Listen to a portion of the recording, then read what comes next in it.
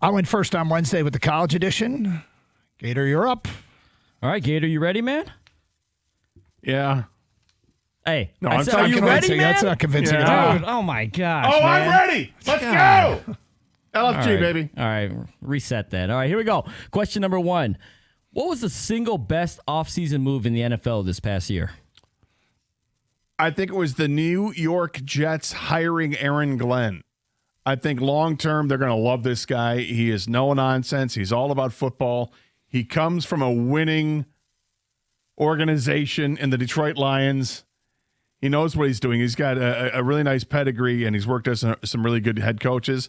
I think Aaron Glenn is going to be a massive success with the New York Jets. It may not happen right away, but I think they're on the right path with this guy. I think there's an interesting one that took place in the NFC that I don't think is going to be at the top of people's minds, but I think it's going to pay real dividends for a team.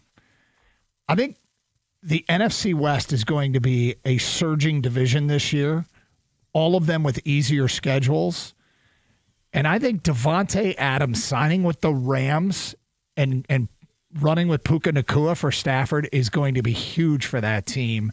And I think they could be a playoff team and a good one. I'm going to go with Devontae Adams signing with the Rams. All right, I'm going to go off the board a little bit. I think this is underreported. Jair Alexander to the Ravens, okay? So he was made available because of injury history, the last couple years. But it's like the Ravens get great defensive players just falling in their laps at all times. They already have a loaded secondary. If this guy's healthy at all this year, he's an all-pro type cornerback.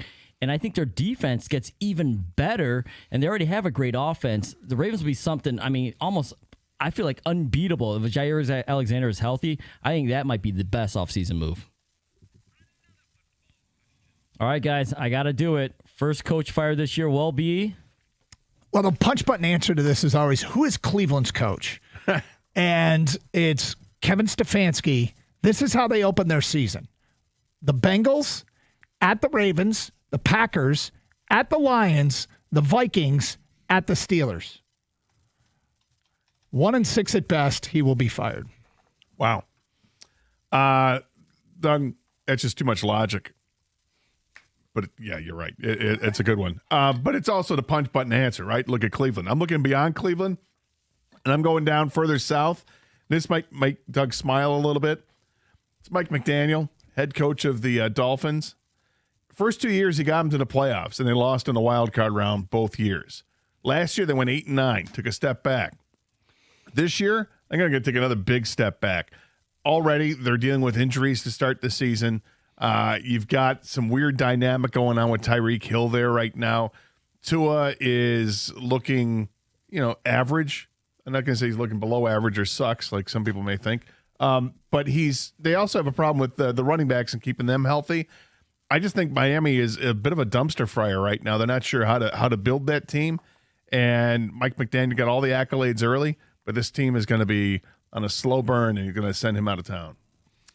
I don't know why you guys always look at Cleveland. Stefanski's won 2 Coach of the Year awards the last 5 seasons. He might be fired this year, but you can't just always go back to Cleveland. He's actually won. It's my lifetime. It's a lifetime thing. It's not a Stefanski thing. It's a lifetime answer. I'm going to go with Colts coach Shane Steichen for benching my boy Anthony Richardson. No, but seriously, he was brought there as an offensive mind to develop a quarterback, which they knew they were going to draft that year. They drafted their young quarterback, and Anthony Richardson has not developed quite, not at all, really, it seems like, because he is now the backup.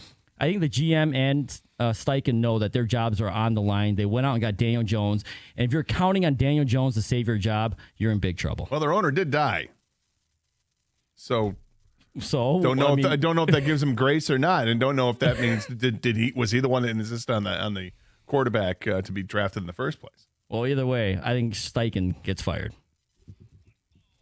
All right, since 2003, 19 times we've had at least one team go from worst to first in their division. The only times it didn't happen was 2014, 2019, and last year it didn't happen. Which team is most likely to go from worst to first in their division this year? I think it's a really tough question this year because I feel like there's so much depth in each division. Like each division has a couple of real front runners, I think, that make it really tough for the team that finished last year to move up all that much. But there's one division that I think is kind of open, and you go and it's in the NFC. I can't help but look at the NFC South and say, if Tampa's the best that has to offer, then it's up for grabs. You look at the bottom of the division, Carolina and New Orleans both had 5-12 records. So I have 2 shots to take the division with one of those teams. But I'm calling my shot. I'm going to say it's Carolina. I really think that Bryce Young is ready to get things going with that team. He started to get on a roll last year at the end of the season, and they're playing better football. Even though they lost Adam Thielen, which may not be the greatest of moves to give up on a wide receiver to help out your quarterback, I guess I'm counting on Tampa just to be average at best and one of these other teams to go ahead and take him, and I think this is the best opportunity. Yeah, I'd like to do a deep dive and really, I just think it's San Francisco. I think that's a team that took a huge step back last year. Injuries were an issue. They come back healthy this year. And again, I go back to that division having one of the easiest out-of-division schedules. I think there are going to be 3 teams, is a bold-ass prediction. I think 3 teams from that division are going to make the playoffs, and I think San Francisco is going to be the best of them. Yeah, I think if you're not getting cute with your pick, San Francisco has to be the favorite, Doug. And I like that call. But I'm going to get cute with my pick, and I'm going to call my shot. I'm taking the Tennessee Titans. That's right. The number 1 pick overall, Cam Ward. He's a rookie, so that would be quite the shocker. But it's not that shocking. We saw what Jaden Daniels did last year with the Commanders. Now, they didn't go from worst to first in their division, but we saw how well they played, how well he played, and how far he took that team. And C.J. Stroud did do it the year before that, starting as a rookie from worst to first. So adding veterans like Tyler Lockett, Zeitler to the offense to help him out a little bit. And that division may be up for grabs. I don't really feel strongly about anyone in that division, so I'll take the Tennessee Titans. Let me just say this about San Francisco, because I also entertained that thought. Then I looked at their roster and their depth chart. Offensively, it looks like they have a running game, but wide receiver-wise, not much there for Brock Purdy to work with. All right, the biggest storyline week 1 for you is? I think it's the Lions and the Packers, and I think eyeballs are on that game. There's a reason why it's a 4 o'clock nationally televised game. Micah Parsons going to Green Bay is such a marquee move, but it's, again, I think we draw eyeballs now. The Lions draw eyeballs. They have 6 of the top 7 games in TV ratings last year, so I think it's the Lions and the Packers. Look, this is the biggest news in the NFL to start a season that we've seen in a while. Micah Parsons is a game-wrecking player on defense. He just went to a team that is already very good and now puts them over the top in a lot of people's eyes. Even Vegas thinks it puts them over the top in Green Bay. We here in Detroit are very provincial about our Detroit Lions. We know how good they are. I don't think there's any question the biggest storyline in the NFL going into this week is, in fact, this game. Parsons and the Packers hosting the Lions for the NFC North Division and the number 1 seed in the NFC in 1 week. That's it. It's all about this weekend. This is the biggest game of the season. This week. Yes.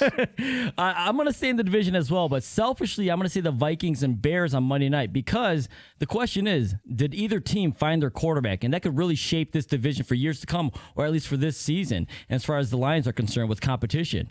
O'Connell and Ben Johnson, are they really true quarterback whisperers? We'll find out maybe week 1 and see if the Lions have some real competition besides Green Bay. Give me a huge in-season NFL trade. All right, I'll give you one. I think that on Tuesday, November 5th, which is the trade deadline, Trey Hendrickson's going to be on the move. I think Cincinnati's going to find themselves in a situation where they're like, all right, we're just maybe 2 games out of the wild card spot, but they also recognize that this is not the team that's going to win the Super Bowl. It's time to trade Trey Hendrickson or lose him for nothing. They don't want to lose him for nothing. They're going to trade him for a 1st-round pick and a 3rd-round pick to the Detroit Lions. Yeah, see, that would be a huge move, and that's the one I want to be the case the most. I just don't think Cincinnati's going to be as bad as they were last year. They got off to a terrible start, finished strong, and I want this to be the case. To the Detroit Lions. Oh, my. I think Russell Wilson's going to get traded from the Jets to a contender. Somebody's going to have a quarterback injury, and the fans are going to be calling for Jackson Dart, and the Giants are going to suck, and so they're going to move on from the veteran, and some contender's going to trade for him and hope that he can pick up where their starter who got hurt left off. All right, Gator, you kind of spoke on it a little bit ago. The San Francisco 49ers need a wide receiver. And if they have real Super Bowl aspirations, which they do because they're one of those teams that's a hot pick to go from worst to first in the division, they're going to need a wideout. Brandon Ayuk is hurt. They traded Deebo Samuel. Pearsall is still young. I got the Niners trading for the Bears receiver DJ Moore. They've already drafted a replacement for DJ Moore. They got Roman Doomsday over there as well. The Niners desperately need an outside receiver, Brock Purdy. They trade for DJ Moore.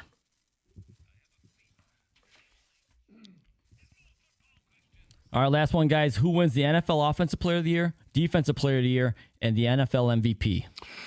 Well, I think the Offensive Player of the Year is going to be Jamar Chase. I expect a huge season and a big bounce back from Cincinnati, and I think quarterback-receiver combinations get better through time into their prime. I think the Defensive Player of the Year is going to be Aiden Hutchinson, the wrecking ball with something to prove returns. And the league MVP, I'm going to go with Jared Goff, just for fun. Let's go with Jared Goff. Wow. Interesting. I went with for the. Can you homer it as much as me? Can you go all three? I could, but I won't.